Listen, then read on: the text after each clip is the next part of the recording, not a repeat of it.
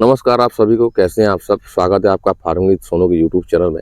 आज हमारे ग्राफ्टेड बैंगन के पौधे को 49 दिन हो रहे हैं और स्थिति काफ़ी अच्छी है। फल तुड़ाई के लिए 4 दिन बाद रेडी हो जाएगी। तो मैं आपको इस वीडियो में पहले दिन से लेकर के 49वें दिन तक का पूरा fertigation schedule plus spray schedule साझा करूँगा। तो चलिए शुरू करते हैं। आज मैं अभी आपको पहले दिन से लेकर 15वें दिन तक का स्प्रे प्लस अपना फर्टिगेशन शेड्यूल बताता हूँ। उसके बाद पार्ट वाइज मैं अपलोड करते जाऊँगा। तो चलिए शुरू करते हैं।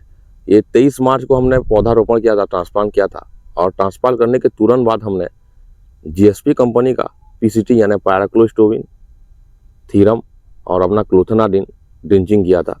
इसका जो डोज है 250 ml प्रति एकड़ के दर से है। इसका जो फायदा है, ये कीटनाशक, फफूंदनाशक और अपना बीज उपचार तीनों है और 5-6 दिन तक तो कोई रोग को आपके पास बैंगन के पौधे के पास आने नहीं देती है। ठीक हमने 2 दिन बाद 25 मार्च को इसमें ह्यूमिक एसिड 1 किलो की दर से जड़ों के पास 60 ml ड्रिंचिंग किया था, जिससे जड़ बेहतर तरीके से फैल जाए। खेती में सबसे महत्वपूर्ण होता है पौधों में जड़ को फैलाना। जड़ को अगर फैलाएंगे, जड़ अगर फैल जाएंगे तो पौधा स्टेबल रहता है और पौधा अच्छी तरीके से खाना खाता है। फिर हमने 2 दिन बाद यानी 27 मार्च को बायर कंपनी का एलियट स्प्रे किया था। पूरे पौधे को एलियट से नहला दिया था। एलियट बहुत ही स्ट्रॉन्ग फंगीसाइड है। आप कोई भी पौधारोपण करते हैं किसी भी वेजिटेबल क्रॉप में तो एलियट से जरूर ड्रिंचिंग करें या स्प्रे करें। इससे जड़न, गलन और सड़न वाली सभी समस्याएं दूर हो जाएंगी। तो एलियट का इस्तेमाल आप जरूर कीजिए।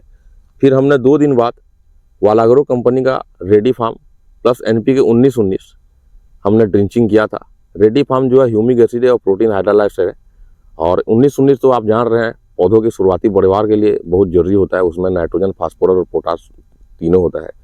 तो हमने रेडी फार्म को 400 ml प्लस 19-19 2 किलो जड़ों के पास 200 लीटर पानी में घोलकर 50 से 60 ml हमने ड्रिंचिंग किया। इससे हमारे जड़ भी विकसित हो गए और पौधे का वेजिटेबल ग्रोथ भी बढ़ गया। तो आपको 1 दिन के बाद 1 दिन अंतर में आपको ड्रिप से देना है। हमने ड्रिप से नहीं दिया क्योंकि जड़ पूरी तरह से विकसित नहीं हुए हैं। अगर जड़ पूरी तरह से विकसित नहीं होंगे और अगर ड्रिप में दिया तो पौधे उस खाद को अवशोषित नहीं कर पाएंगे, इसलिए हमने ड्रिंचिंग किया और ड्रिंचिंग अभी भी 15 दिन तक रेगुलर जारी रहेगा। उसके बाद हमने 2 अप्रैल को भी सेम ड्रिप 1 इस्तेमाल किया। साथ ही साथ माइट्स का स्प्रे किया एबासिन।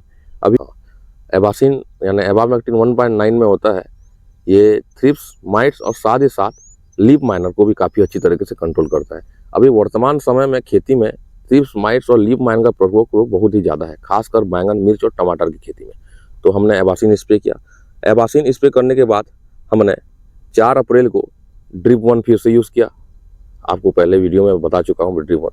फिर 6 अप्रैल यानी 2 दिन बाद हमने एनपीके 19-19 4 किलो प्रति एकड़ की दर से 200 लीटर पानी में घोलकर जड़ों के पास 60 से 70 ml ड्रिंचिंग किया। 19-19 हो गया, ये अपना फर्टिगेशन हो गया, काफ़ी अच्छा ग्रोथ हो गया। फिर पौधे का देख सकते हैं आप कैसा पौधा ग्रोथ है।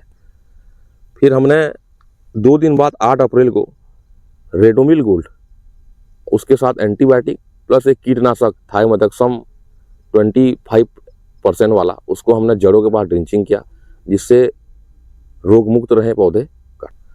ग्राफ्टेड बैंगन, टमाटर और मिर्च की खेती में एक बहुत बड़ी समस्या होती है विल्ट। अगर विल्ट को आप शुरुआती स्टेज से कंट्रोल नहीं करेंगे तो आगे जाकर पूरे विल्ट आपके पौधे को खराब कर सकते हैं। पूरा प्लांट आपको छोड़ना पड़ेगा।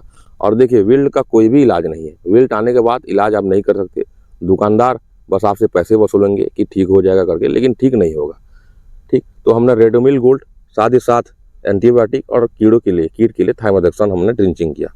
फिर 10 अप्रैल को हमने एनपीके 12-61 4 किलो प्रति एकड़ की दर से हमने जड़ों के पास ड्रिंचिंग किया, जिससे जड़ अच्छी तरह से फैल जाएंगे।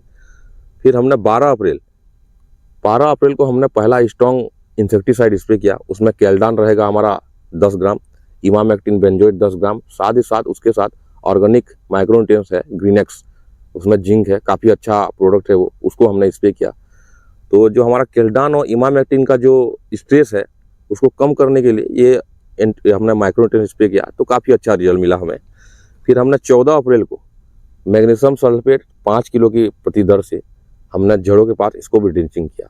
याद रखें, बैंगन के हो, चाहे मिर्च हो, चाहे टमाटर हो, आपको 15 दिन में मैग्नीशियम सल्फेट ड्रिंचिंग करना ही है। इसके आपका पौधा काफ़ी हरा भरा सुरक्षित रहेगा और रोग मुक्त रहेगा। फिर हमने 17 अप्रैल को एनपीके 19-19 5 किलो प्रति एकड़ की दर से ड्रिंचिंग किया। वीडियो में मैंने आपको 1 से 15 दिन का शेड्यूल बताऊंगा बोला था, लेकिन मैं 1 से 24 दिन का शेड्यूल आपको बता दिया हूँ। आप ये शेड्यूल देखिए, यूज़ कीजिए, इस्तेमाल कीजिए, काफ़ी अच्छा रिजल्ट मिलेगा आपको। अगर ऐसी जानकारी आपको पसंद आई और अच्छी लगी तो मेरे यूट्यूब चैनल को सब्सक्राइब कीजिए, शेयर कीजिए और वीडियो को लाइक कीजिए। मैं अगले वीडियो में पार्ट 2 में आपको 24 दिन से लेकर पूरे 49 दिन तक का शेड्यूल बताऊँगा। धन्यवाद आप।